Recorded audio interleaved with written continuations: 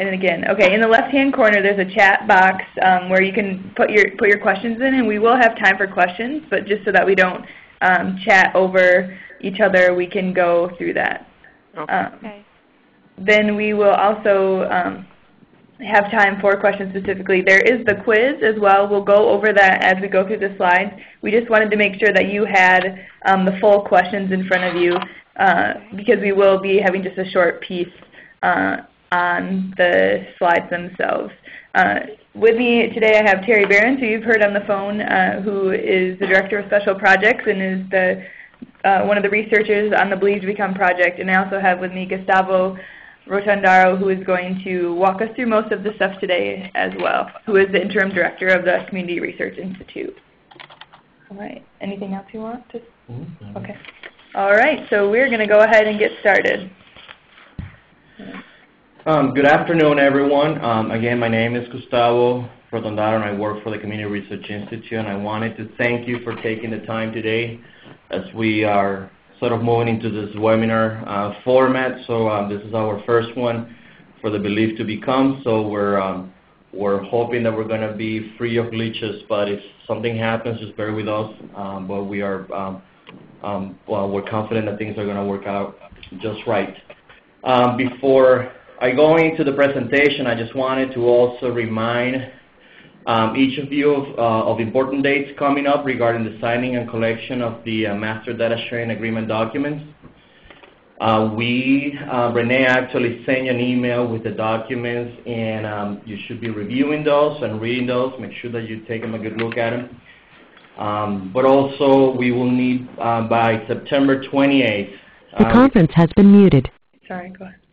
By September 28th, we should be receiving, or Renee should be receiving from you, a signed Master Data Sharing Agreement as well as FERPA agreement. Those need to be signed by your director or executive director.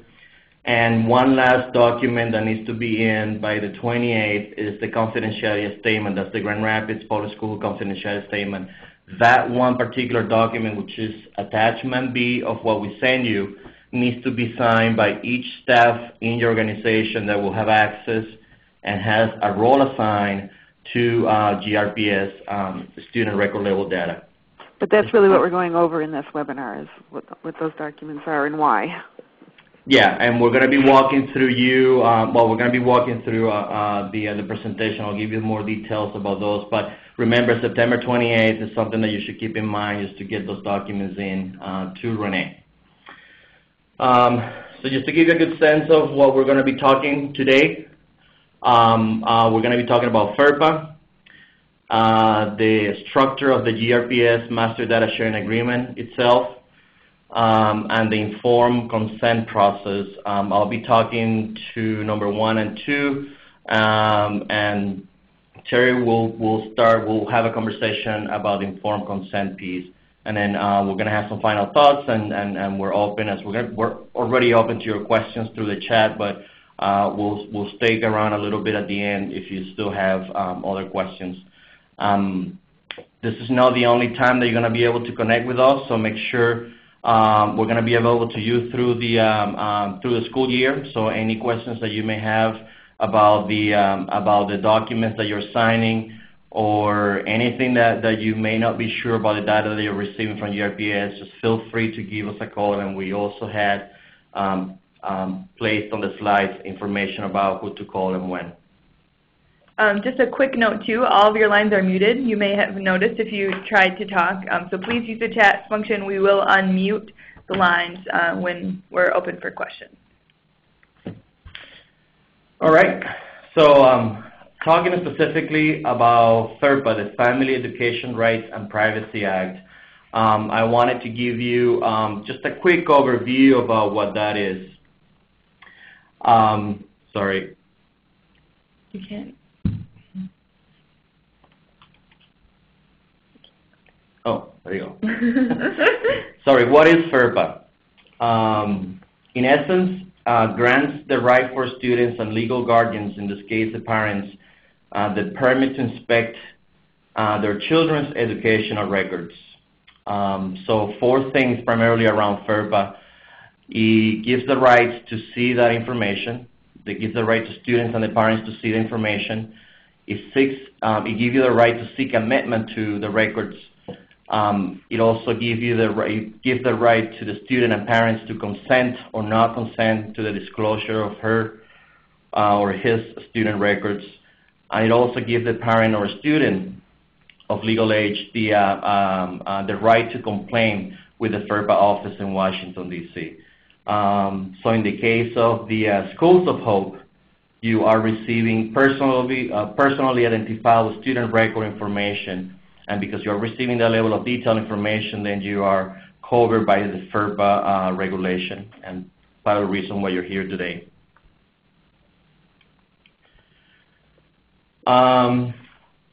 There are two distinctions that FERPA made that makes when it comes to personal identifiable student information. One is directory information, and that's data considered releasable by the school without prior consent. I will talk a little bit more of that in the next slide. And then there's also non-directory information, and those are the types of student record information that requires a consent from the parents or student. In the case of directory information, I think a few things to point out here is that even though the GRPS has the ability to release that information without a consent, GRPS and every school district in the country informs on an annual basis parents about what's contained within directory information, and parents and the student have the right to make that information confidential by filing a request with the school. Things that are part of that that this year includes is something that was provided by GRPS. These are the variables, the data elements that are part of the information that is considered directory this year. Quick example of what it means to you specifically.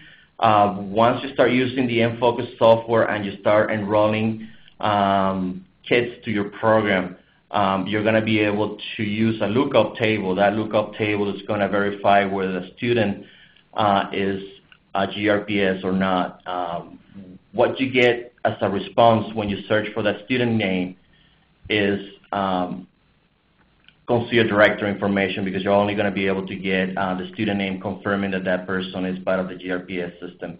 At that point, then you can click to get the student record information of that particular kid, and that's when you are going to move into what's considered non-directory information.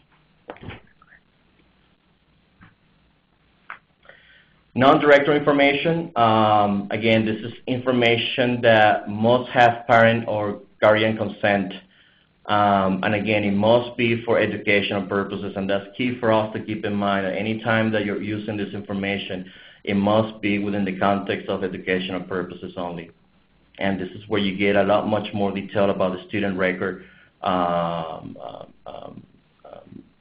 information.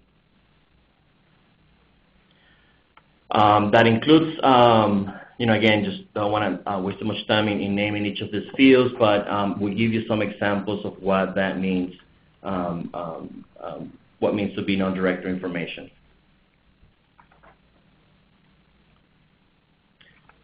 There are privacy and security guidelines, rules from FERPA that we need to follow.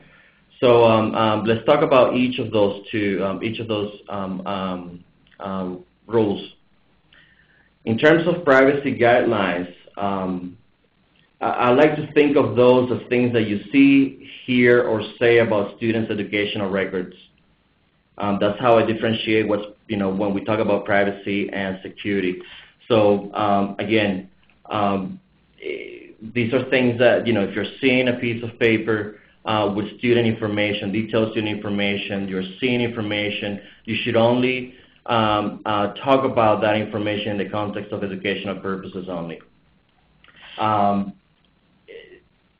Beyond the eyes of United Way as the intermediary for GRPS, an authorized provider is one that has all the documents signed. So the documents, the data agreement documents that we send you, all of those must be signed. receive an inform to release a consent to release the information from parents, and each staff must be assigned to a role and must have signed a confidentiality statement.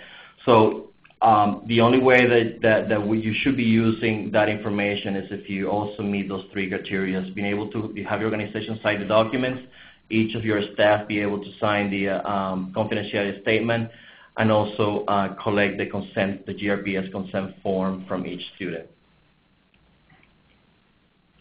In terms of the security guidelines, when we talk about security guidelines, these are things that we do to access or prevent access to student educational records.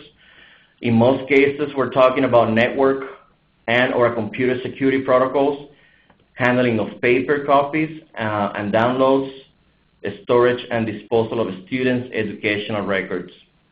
So these are physical things that we do to either prevent or to gain access to the data. We were listing things that you should be aware of. You should not be accessing student information for personal reasons. You should not be downloading student record level data on your personal computer.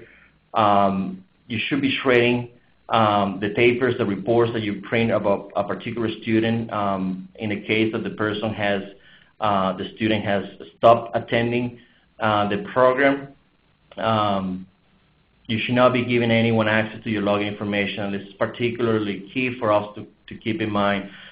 Each Schools of Hope has 5 licenses within the mFocus software. And if you do have more than 5 people in your organization accessing GRPS data, you should inform Renee at United Way, because then we need to figure out a way in which you can extend your licensing rights to more than 5. And this is a conversation that then the DeVos Foundation will have to make a decision on. At this point, only 5 seats are assigned to each site.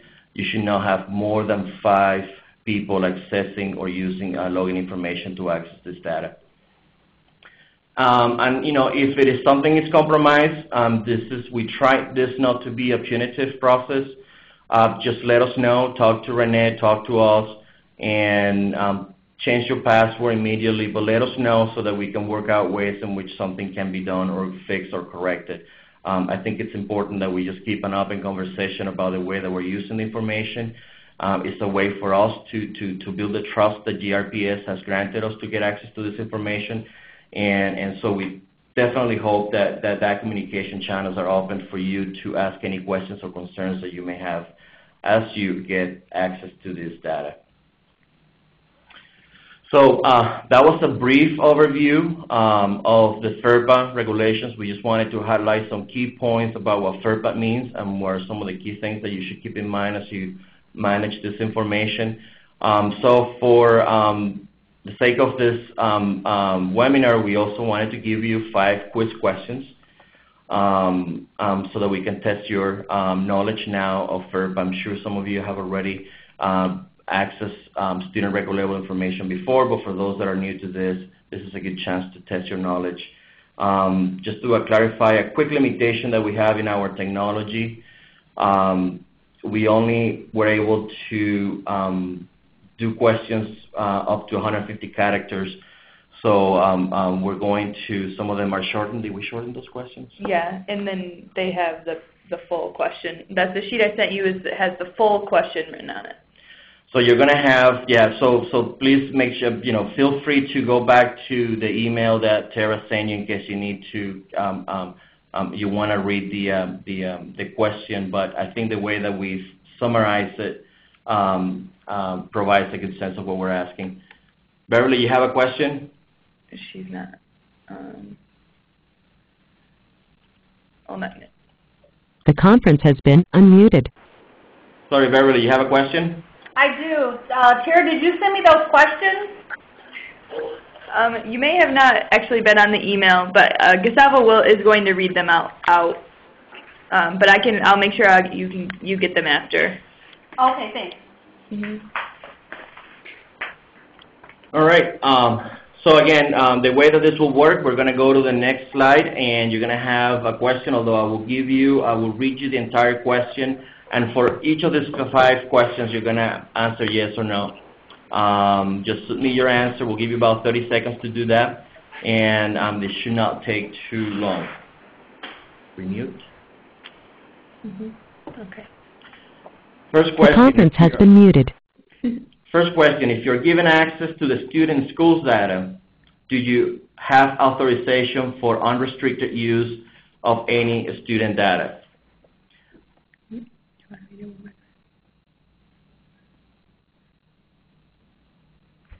Go ahead and choose your answer. Looks like we have about 13 in so far.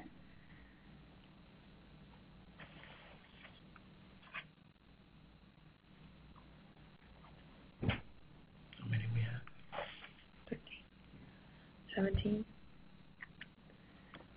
So there's 4 more people out there that need to submit their answer, but at some point we might just go to the next one. We'll tell the results. Do you want? Just wait a little bit more. Okay.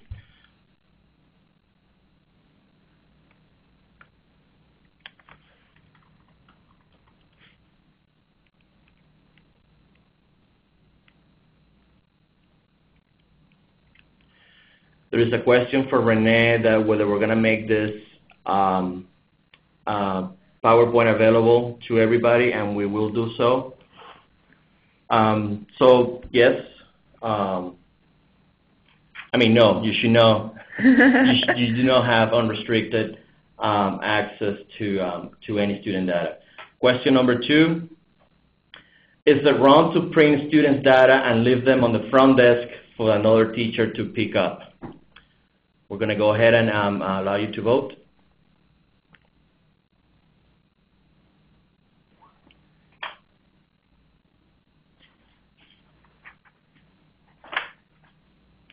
All right.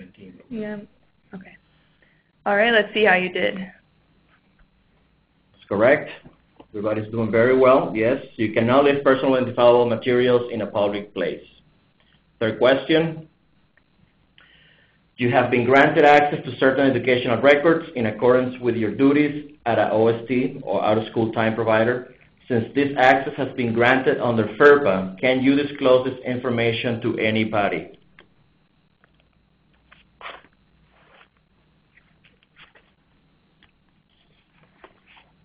All right, that's everybody. That is correct.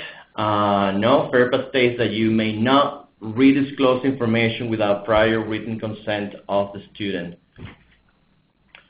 Question 4. Unauthorized persons retrieve information from a computer screen that was left unattended. Under FERPA, is your institution responsible?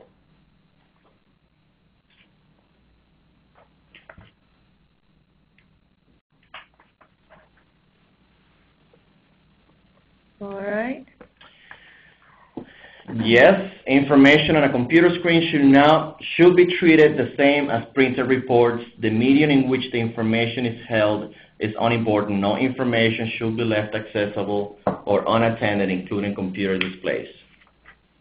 Question 5, you are facing an emergency situation where you fear for the health and safety of the student if you do not release certain protected information to a third party. Can you exercise judgment and release this information? Go ahead.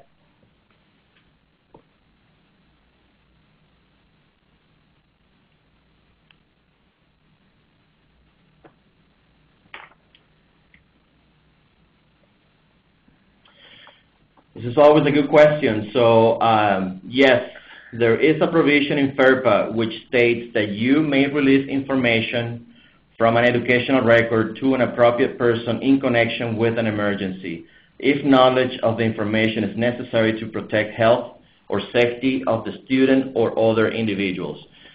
So this is a tricky one. I think this is the second time that we do it and we get similar results. So 5 of you learned something different today. So hopefully this kind of gives you a good sense of the kinds of things that we might be facing in terms of making decisions as we get access to this information. overall we did very good.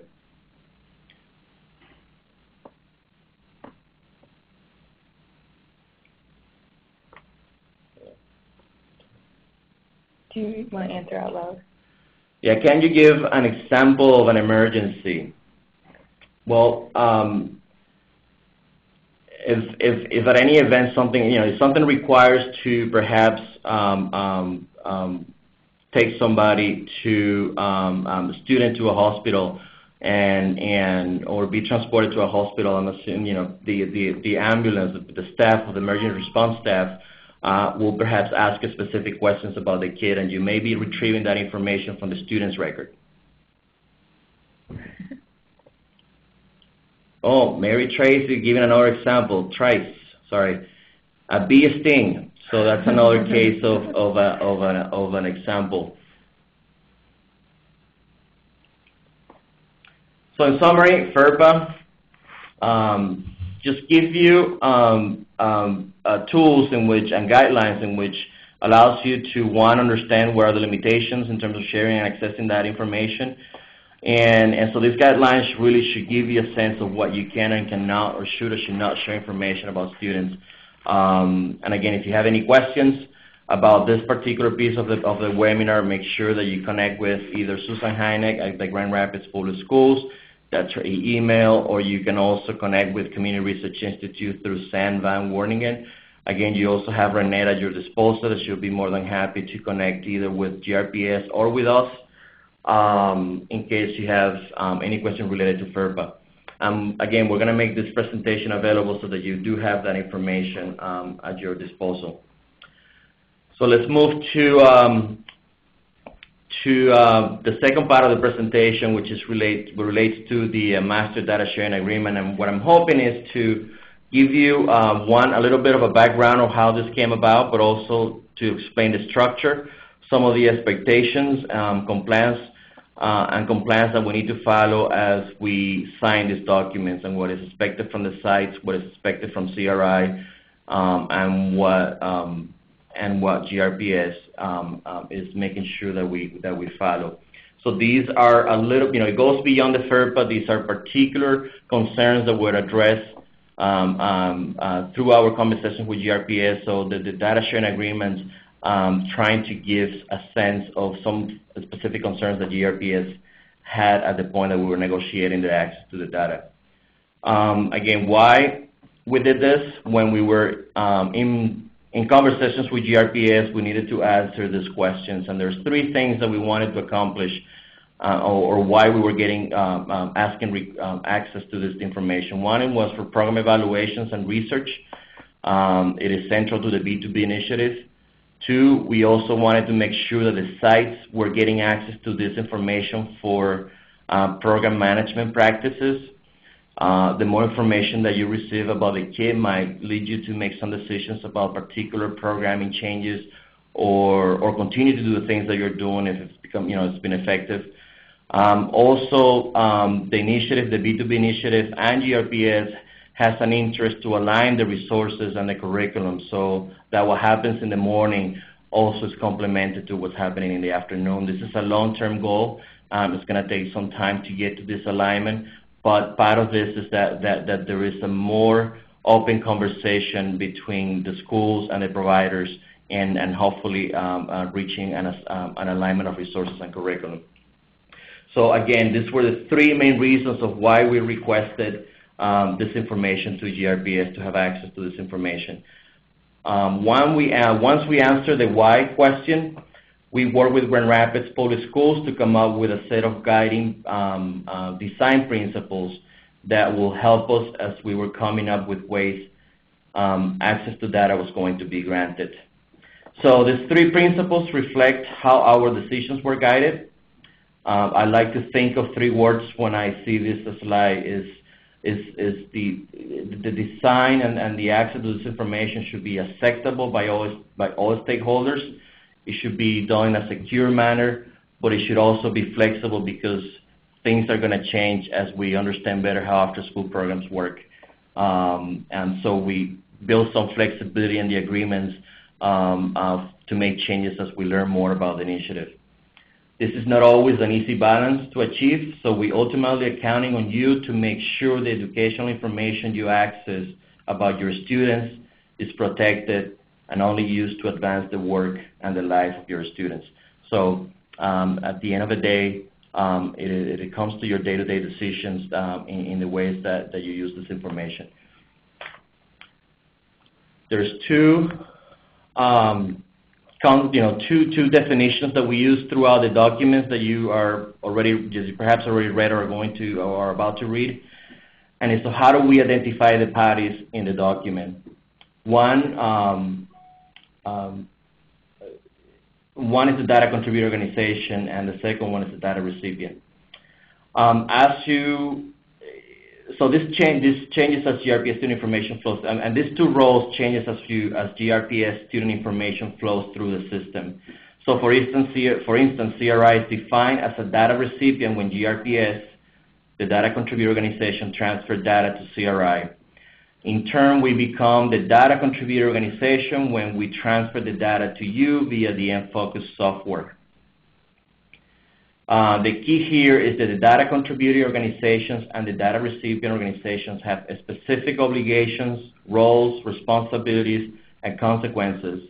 So again, when the data recipient, in this case, the out-of-school time provider, read the documents, make sure you understand these obligations, the roles and responsibilities, and the consequences that we're all committed to GRPS. To give you a sense of how the data flows through this initiative, if you go to the upper left of this diagram of the system flow, data generates a GRPS and is transferred. In this case, GRPS is a data contributor organization. It transfers that data to CRI. Every time there is a transfer, there are filters. So we have some extra information that we use for evaluation purposes. But then our role turns to a data contributor organization, and you become the data recipient of that information. So when you look at those symbols to the left, you see that those, they get smaller, and that's just because the amount of data that is transferred gets more limited. Two main functions, again, as I was describing in the previous slide. There is 2 slides ago. There is a research and evaluation component. So we even had to make sure that we define our roles as we are the evaluators of the initiative. So there's a role for GVSU. There is a role for Calvin College to Basis Policy Research, which is the organization that is doing the impact work, and as well other researchers. On your end, on the program and site management, staff gets assigned particular roles, and we're going to go through those roles in a little bit more detail. Again, it's very prescriptive, but with intention to be clear about who, what, and when people should be getting access to this data.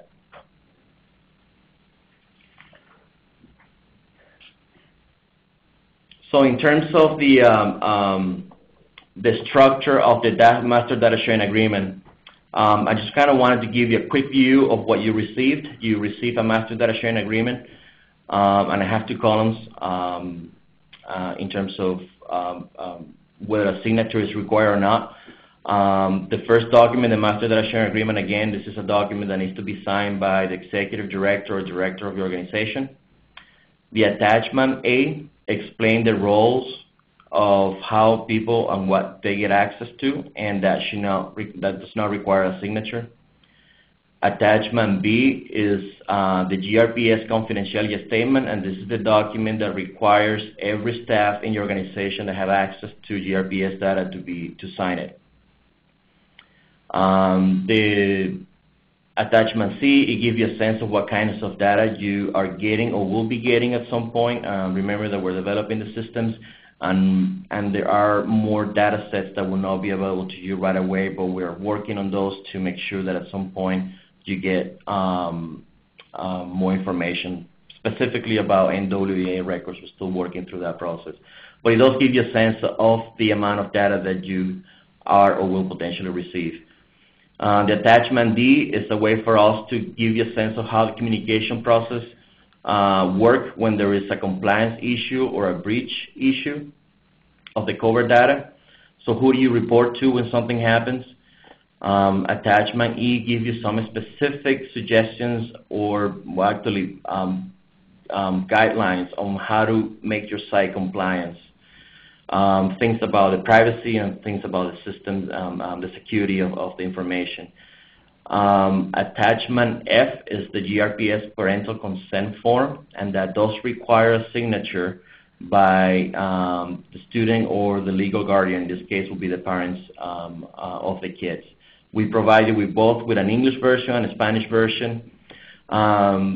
The attachment I, this is another document that should be in by the 28th of September. It's the FERPA compliance agreement, and that only has to be needs to be signed by the director or the executive director of the organization. And lastly, we provided with a map of the hub zones as a reference map so that you know the area in which this initiative is focusing its efforts. All of you by now should have received all of these documents. If you have not, please connect with Renee, and she will be able to either email you those back to you, or in the case that if you have any problems printing, that then she will mail those via regular mail.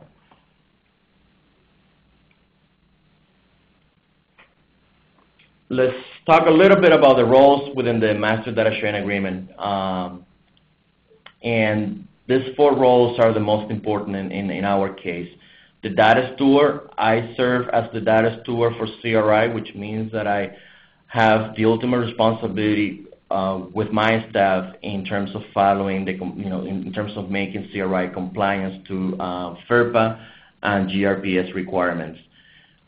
In your side, your executive director or director will be the data steward, because that person has is ultimately responsible for all tasks related to the management of data under this agreement.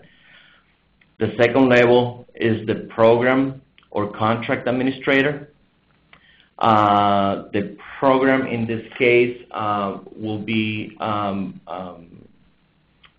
Renee at United Way, and the contract administrator will be DeVos. And again, they are in 2 different ways. They are engaged in a day-to-day management of the agreement.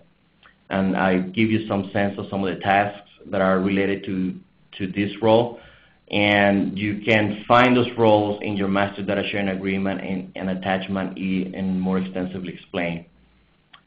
The teacher, again, is another role that we identify in this agreement, and they have a specific access to specific data sets, and also the site coordinator that helps in the management of the organization. We realize that not every site will have a person assigned to each of these roles. Some sites, one person may have multiple roles, and that's fine. That's something that we work through with GRPS, and you know, there's always limitations in capacity.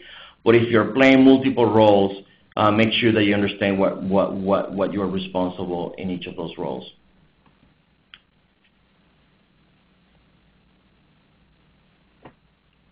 How do we report if there is any issue or breach of the covered data? Again, from the bottom up, the teachers and the site coordinator of the provider, in this case you, will report to the program administrator, or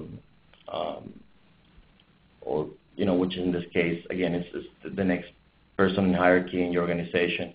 The program administrator, in this case, would also report to Sam here at CRI, but it would also notify a United Way, Renee at United Way.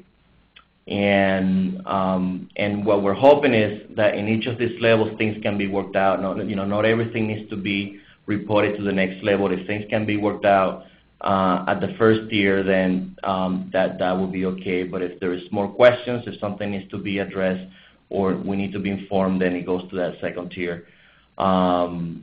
If something at the second level cannot be worked out, then it gets reported to the data steward. In this case, will be your executive director, your director, and in my case, it will be me.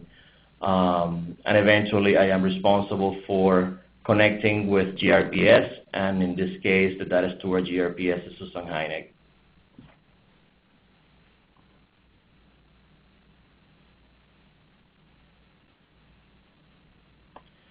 Some of the tips to make sure that you keep your site and staff secure. And again, remember the two parties that we identify in the documents, the data contributing organization and the data recipients. In this case, this speaks to you as a data recipient. And these are some of the things that we kind of covered previously. But, make sure that you should put in place reasonable safeguards and security procedures. And some of them are things that we actually do in our day-to-day interaction with technology. Make sure that your password protect the computers, make sure that you don't share your password with other people, unauthorized downloads and distribution of the data. If you download stuff in your local computer work, then you should make sure that those is downloaded to a protected folder. At the end of the program, you should go back and make sure that that information is deleted permanently from your computer. And if you do have new staff, we realize that there's new staff coming in on board. If the new staff comes in, you should make sure that they do get to see this PowerPoint, this webinar, and if you have any questions, make sure that you connect with us so that we can talk to that new staff directly in that case. Again, the key is just have an open conversation, open communication with CRI and Renee at United Way. Another way to keep your site and staff in compliance, again, is about the documents. Make sure that you sign your FERPA compliance agreement. Each staff signs the confidentiality statement, those that are accessing GRPS data. And we do have the right to, in terms of this agreement, to make visits to the sites. And this is something that GRPS is important for GRPS, that in the case that we see some shortcomings in terms of how this information is being used or accessed, that we work with you to make sure that the corrective measures are put in place. And we will try to make those visits as short and easy, and there might be done randomly in the course of the Schools of Hope. We do have a section in the in attachment E of the documents that explains how we are intended to do so.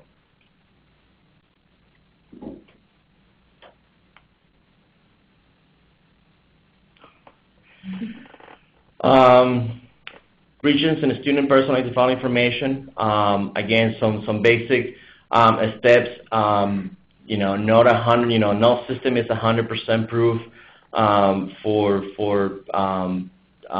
leaking information. We realize that it's just a matter of promptly notify your supervisor. That supervisor notifying CRI and United Way. We do expect that when those are notified, that notification happens within 24 hours of the discovery of the incident. Attachment D of the agreement will give you some sense of how to do that communication process. Again, we just kind of went through that. But again, 24 hours, make some corrective actions right away and notify your immediate supervisor. What is our responsibility once we know, once we receive notification? We will work with United Way, and we'll identify the privacy and security breach of the covered data. Once we reply to your notification in terms of what we understand what's the kind of violation or data breach that took place, then we will give you some instructions about how to take corrective measures. So we'll give you 3 business days to do so. And again, failure to comply with this time frame will result in temporary or permanent termination of access to the covered data. Again, first time we went full with the data agreement was for the Summer Learning 2011 that we just finished, and we were notified only of 1 incident, and that was taken care of at the site level, and it took about 3 days to work through that process, and there was no other issues after that. So again, this is things that as we keep the communications open, I'm sure we'll find ways to make the corrective to put the corrective measures in place.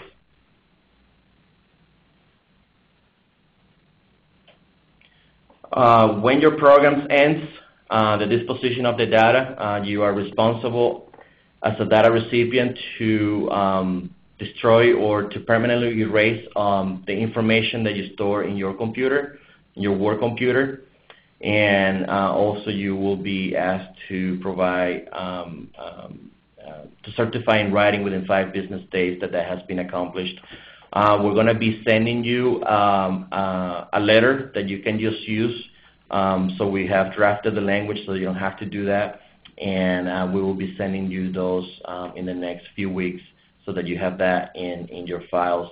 However, if you lose it or misplace it, just make sure to contact us and we will send you that again, but so that you don't have to think about the language of what that letter should say. So we'll provide that to you. So in summary, we can have a lot of slides telling you specific things that we need to do about the data agreement, but I think one important piece that we just need to use common sense when we're accessing this information. If you don't know if this information is sensitive, just treat it as such and contact your supervisor, Renee, or us here at CRI, and we'll just walk through that.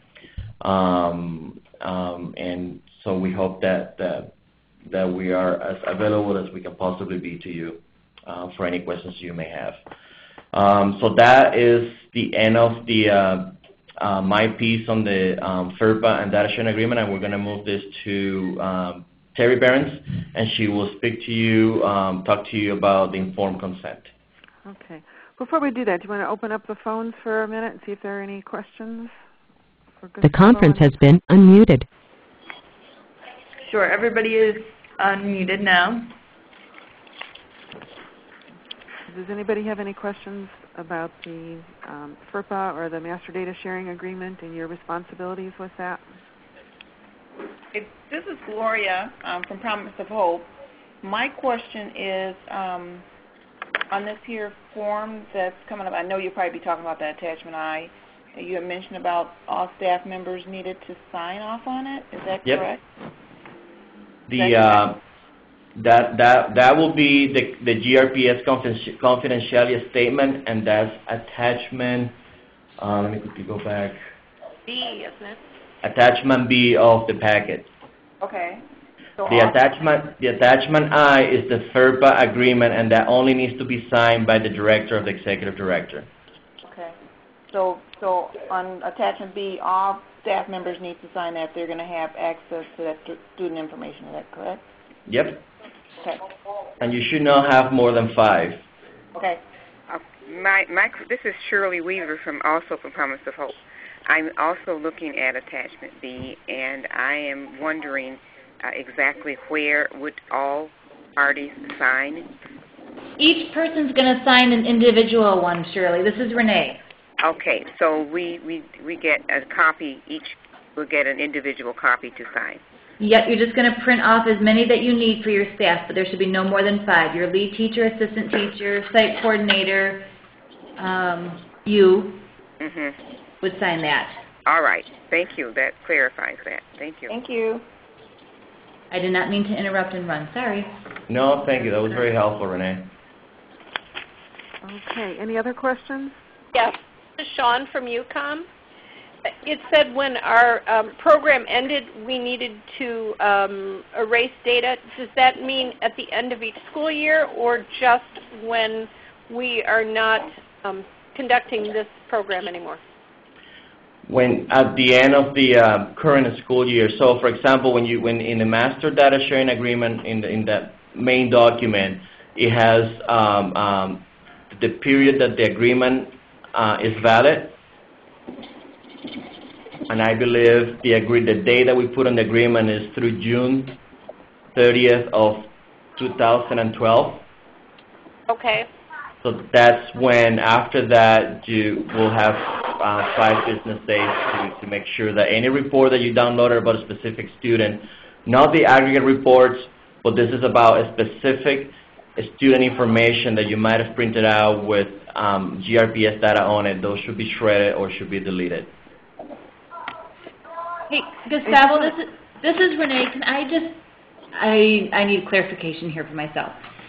So when we register students using the hard copies, we've always asked the sites to keep hard copies of those for about 3 years. Can they keep those for 3 years in the event that the students come back, you know, maybe for a summer program or the following year? I mean, those are the registration forms we ask them to keep. And that is because, I mean, if the same site is opening up the following year, I mean, you're still going to be able to, again, get access to that information at that point again. Will that work, or you still need to keep that hard copy paper? I guess that's kind of what I'm looking for clarification for. Because in the years past, when we worked with Public-Private Ventures in Philadelphia, they asked us to keep kids' information for 3 years, and that's just kind of what we stuck to. So do we need to put a new procedure in place? So I mean, the requirement that the data be discarded at the end of the year is really around the GRPS data, Master Data Sharing Agreement. And just for general good practices, we'd recommend that you not keep data more than the year. If you do feel that you want to keep it, it just needs to be kept securely. Okay. Gustavo, would you agree with that? Yes. Okay, so it's any data that you download, any GRPS attendance data, any test scores, etc., from GRPS, that's what needs to be shredded or erased from your computer, and that's certified at the end of the 5 days after the end. Okay. Any program records that you generate, which is good, follow the practices that we recommend to keep them secure. Okay. Great. This is Beverly. And Gustavo, what do you think about when we have contracts with providers for multiple years? Are you still suggesting at the end of the first of 3 years of funding that they just discard that information? Again, if it is GRPS data, it should be discarded at the end of the agreement. So if we have a contract for 3 years, that's the end of 3 years, or on a annual? It's not. I'm not talking about your contract as a foundation. We're talking about the agreement, the GRPS sharing agreement. Okay. Your program documents, you can decide how long you wish to keep your program documents. But again, it's just going to be making sure that's helpful for me. Thank you. Okay. Yeah, again, what we're talking today is primarily about GRPS data. It does not include program data. Okay. Okay, any other questions? We do have one more topic to cover, the informed consent. So I'm going to we'll go ahead and mute everybody again, and then we can move on to the informed consent. Yes. The conference has been muted.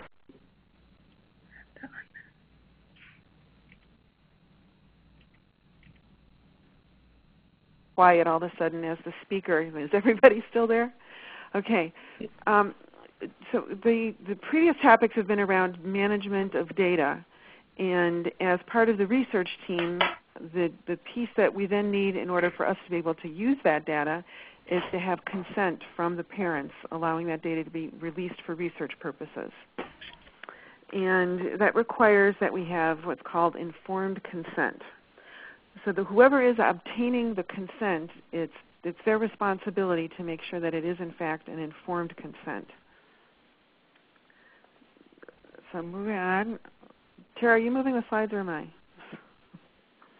Okay, we'll go to next. Oops, skipped one here. I'm moving them back. Okay, so what does informed consent mean? Well, there are really two pieces of it. One is that the person signing the form understands what it is they're signing, and the second is that there's no coercion, which I believe I spelled wrong on here. They don't feel any sense of coercion to sign the form. So in terms of the understanding, there are really 4 elements that I want to emphasize. One is that the person signing the form understands what they're being asked to do. So, and we'll go through what's on these consent forms in just a minute. But in terms of informed consent, you as the person getting the signature want to have the sense that the person understands what their role is, what they're being asked to do. They need to understand what information about them is going to be shared, who will have access to that information, and how it will be used. So the 4 elements of understanding for informed consent. And then the second piece is that they're not coerced into it, that they really need to understand that there is no difference in the services that they will get based on whether or not they consent to the research part of this. They will still be eligible and get all the same Schools of Hope services that any other student would get, even if they choose not to participate in the research.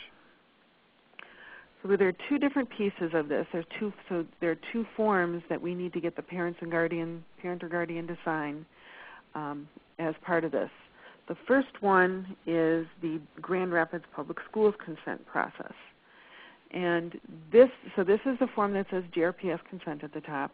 And this is the form that lets the GRPS needs before they will release any data to us as the research team.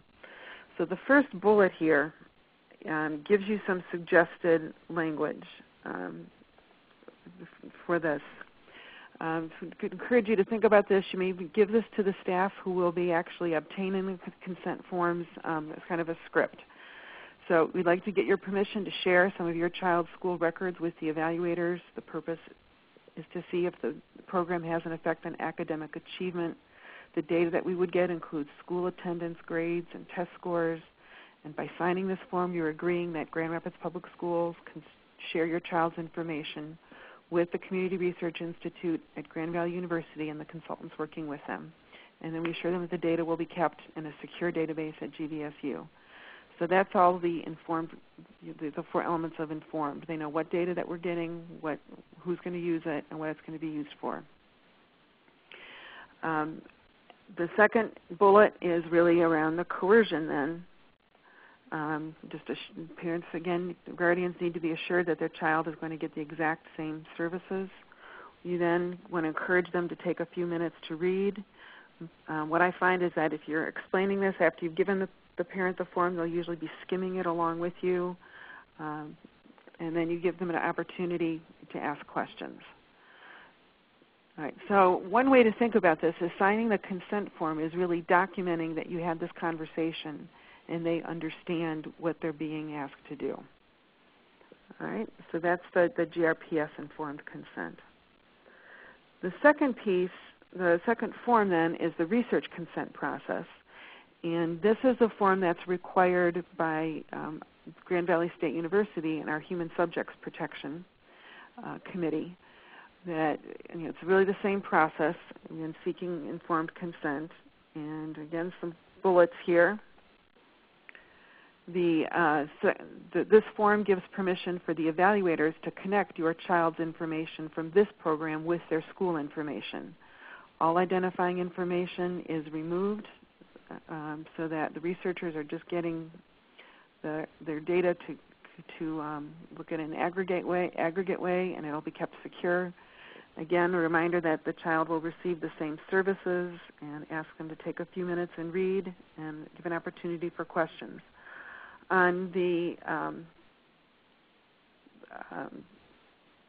this form, the research consent process, we do ask that if they do not wish to participate in the research, that they just put the child's name on the form and not sign it. But that lets us stop nagging if they go ahead and put the child's name on the form. Okay.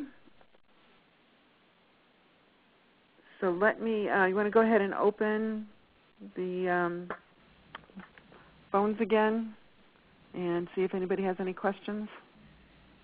The conference has been unmuted. Okay. We do have one point from Renee as well, that students may be registered on Form A and Form... Okay. Sorry, this is in regards to the consent forms that Terry was just talking about. Once you open the document, you're gonna see that those forms are labeled as Form C and Form D. Thanks, Gustavo. And we assign those labels because they should be part of your enrollment package. So feel free to, from now on, as you're registering kids, to make those 2 forms part of your enrollment package. We realize that there has already been kids registered to the programs, and you should be making every effort to to contact those parents and seek their consent. Again, the value of this is that the more consents that we get, on one side we're able to do a better evaluation. On the other side is for GRPS to allow us to release that information to you. So it's an important component. Okay, yeah, thanks for that clarification. And this is Renee again. I'm so sorry to keep just like inputting here, but this is great. So even if we talk with parents and they say, no, I don't want my child's information released, we still want this Form D returned to United Way with that student's name in the blank. There just won't be a parent signature at the bottom, correct? That's correct. That allows us to know that that it wasn't an oversight, that the form didn't get lost somewhere, and it just lets us say, okay, that student's not participating, and we can move on from it. Okay, thank you. We do want to be able to know whether it's, that they didn't get asked or they didn't get the form, versus having chosen not to participate. Okay, thank you. Okay, this is Gloria calling from Promise of Hope. We do not have any Grand Rapids Public School students, so what do you want us to do with the form? Well, in your case, and you still need to do the research, the consent to research. Yes, I understand that, but I'm talking about for the GRPS. For the GRPS, is in fact the case. Oversight. Sorry. If they are not a GRPS student, then we don't need that form. We don't need that form, yes. All righty. Okay. But we do want the research consent process. Good question. Okay, fine. This is Mary Trice. Do we still inform the parents that that the name is going to be placed on the form, even if they do not want to participate in the research? No, it's not. We actually ask the parent to just write the name on the form, or you can do it if they don't. But that's not necessary. That's really directory information. This is a student who doesn't want to participate. So if they choose not to, that's not something that you need to inform them of. You're fading out. Okay, that's not something. I always have problems with this phone. That's not something you need to inform them of. Just go ahead and let us know. Okay. Put the child's name on there. We do have the forms in both English and Spanish, and you should use the version that is most comfortable for the parents, so you can offer both if there's a question. And ideally you have a Spanish-speaking person who could walk through these little scripts that I just gave you. Again, the idea is we really want to make sure that it's informed consent. That's really what we're after. Okay, Gustavo and Tara, back to you. Thank you, Terry. So again, just wanted to provide some final thoughts in terms of the FERPA. Again, any questions that you may have about FERPA, make sure that you connect with us or Susan Heineck at GRPS. We will be giving you a copy of this PowerPoint so that you have that email information and phone numbers. Also, on your attachment D of your master data sharing agreement, you have address, email, phone numbers for any of us that are part of this process. Feel free to connect with them. Make sure that you submit your documents that needs to be signed. Again, the master data sharing agreement itself and the FERPA should be signed by the executive director or director, and the attachment B, which is the GRPS confidentiality statement, should be signed by each staff accessing the data. Informed consent, just to reiterate that please use either the English or the Spanish version based on how what the parents are most comfortable in signing. And again, one thing about informed consent, you should, it's one consent per student. So if the parent is registering multiple students or multiple children, they each have to sign a GRPS consent and a research consent. Any other questions that you may have? Yes, this is Shirley Weaver from Promise of Hope. Did you give a due date for the Form C, the consent research form? The process for those is, Renee, you're going to be collecting those, right? Do you want to describe that? Yes. So Shirley, every time you get a new student, you'll just submit that with their paperwork. I see. Okay. So we realize that there will be students being signed up right now. There might be some students sign up in January. As soon as you get them registered, we are planning the 7th of every month that collection is going to happen in United Way, and then those will be then sent to us. Just one more point I wanted to raise is on the consent forms is my contact information as the researcher. So if there are questions about the research itself that come up, please feel free to contact me, and I can talk you through any of that.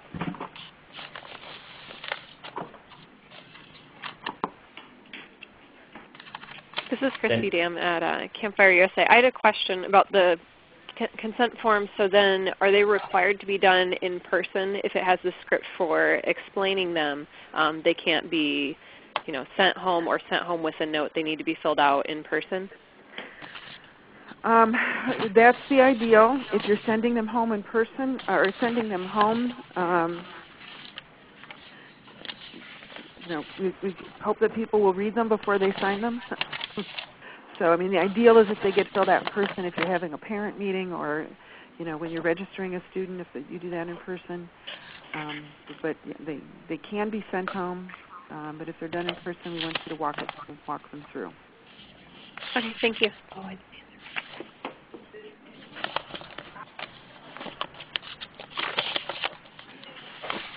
I guess one thing I would add about that is that we find that if you send them home, we don't get a lot of them returned.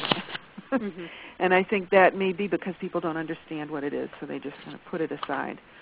So it is much better if you can do it in person, catching parents when they're picking up the kids or whatever. I understand it's a crazy busy time for you, so that's a lot to ask. But whatever you can do, again, the goal is to make sure that it's informed consent.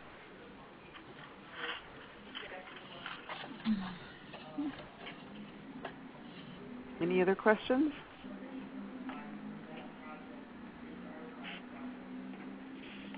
All right. Just for new staff members or for those that weren't on the call or others you want to share, I'll make sure that I send out the recording of the webinar as well as the PowerPoint from today. Any final? Thanks again to everybody for being on the call. I hope you learned something, and feel free to be in touch with questions. Yes. Thank you. Thank you. Okay. Thank you. Thank you. Oh, Okay, Sarah, then you can just click stop. Well, yeah, I was going to say quickly for those that are still on, there is a quick survey at the end if you want to please, it's a 5 questions very quickly. If you want to give us your feedback, it's great. This is at least the first time for me to do it, so I definitely will appreciate your feedback, and we'll try to make this and improve it. We'll try to make it better and improve it as we go. Thank you. Okay, thanks. Will that automatically come up? Yes. Yes. I'm still here. Do you guys need me for anything, or can I be dismissed? I'm meeting Renee. Yes, go ahead. Okay, thank you. Bye. Okay, bye. Gustavo and Sarah? Terry? Yep. Yes? Thank you. Please stand by.